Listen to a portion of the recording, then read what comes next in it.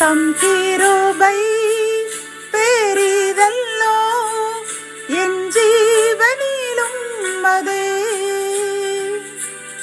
இம்மட்டும் காத்ததுவே இன்னும் தேவை கிருபை தாருமே இன்னும் தேவை கிருபை தாருமே. தேவனுக்கே மகிமை உண்டாவதாக.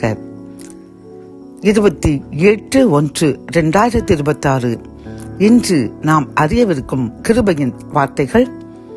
சங்கீதம் 62:8. அவர் சமூகத்தில் உங்கள் இருதயத்தை ஊற்றிவிடுங்கள். தேவன் நமக்கு அடைக்கலமாயிருக்கிறார். கத்தோலிக்க வேதாகமம் இவ்வாறு கூறுகின்றது. அவர் முன்னிலையில் உங்கள் உள்ளத்தில் உள்ளதை திறந்து கொட்டுங்கள். கடவுளே நமக்கு அடைக்கலம் என்கின்றது. இந்த செய்தி கேட்டுக்கொண்டிருக்கின்ற அன்பு சகோதரனே சகோதரியே, கர்த்தர் இன்று நம்மை பார்த்து கூறுகின்றார்.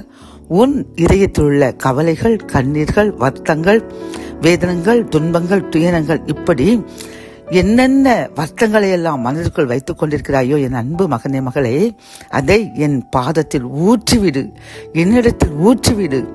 நான் அதை ஏற்றுக்கொண்டு உனக்கு அடைக்கலமாயிருந்து உனது பிரச்சனைகள் அனைத்திலிருந்து உன்னை விடுவித்து உன்னை ஆசீர்வதிப்பேன் என்று வாக்கு கொடுக்கின்றார். பிரியமானவர்களே, எவ்வளவு அன்புள்ள கர்த்தர் பார்த்தீர்களா?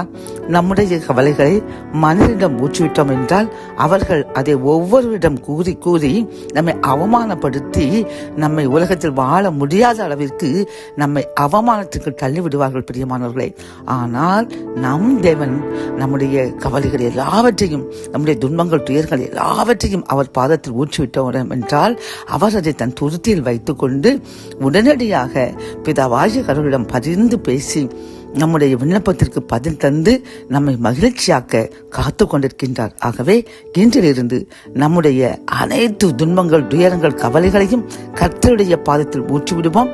அவர் உடனே நமக்கு விடுதலை தந்து நம்மையும் நம் சந்ததிகளையும் மகிழ்ச்சியாக்கி ஆசீர்வதிப்பார்.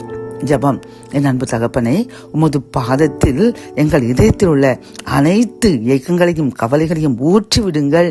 அப்பொழுது நான் உங்களுக்கு இளைப்பாறுதலும் சமாதானத்தையும் சந்தோஷத்தையும் தந்து ஆசீர்வதிப்பேன் என்று கூறின கிருபையின் வார்த்தைக்காக நன்றியப்பா. நாங்கள் இவ்வளவு நாளும் ஏதோ மனிதர்களிடம் எங்களுடைய கவலைகளை கூறி அதனால் பட்ட அவமானங்களும் நிந்தைகளும் ஏராளம் அப்பா. அதற்காக இப்பொழுது வருந்துகின்றோம். இனிமேல் எங்கள் கவலைகளையும் துயரங்களையும் உங்களுடைய பாதத்தில் மட்டுமே ஊற்றிவிடுவோம் என்று நாங்கள் தீர்மானித்து விட்டோம். அதன்படி எங்களை ஆசீர்வதிங்க. எங்களுடைய கவலைகளையும் கண்ணீர்களையும் நிந்தைகளையும் அவமானங்களையும் நீர் மாற்றி எங்களையும் எங்கள் சந்ததிகளையும் ஆசீர்வதிங்க. மீட்பர் இயேசுவின் முன் ஜெபம் கேளும் நல்ல தகப்பனே, ஆமென்.